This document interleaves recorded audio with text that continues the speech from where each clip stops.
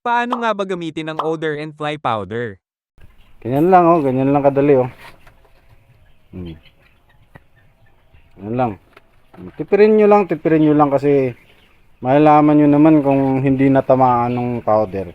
Kasi magiging dark color eh. Yung mga natamaan ng powder, puputi siya, matutuyo siya. So, ganyan lang kadali.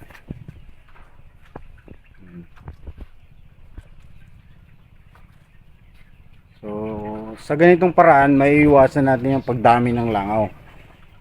Tsaka, pag natuyo kasi, hindi na magkakaroon ng uod.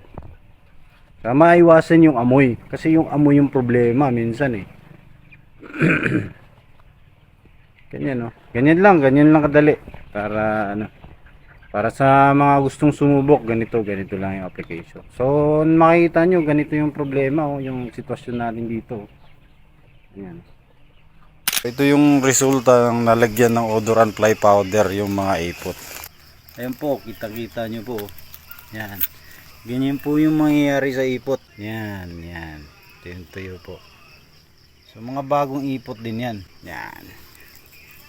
Ganyan. Ganyan po katuyo boss. Mga bossing, ganyan po. Yan. Bagong ipot yan.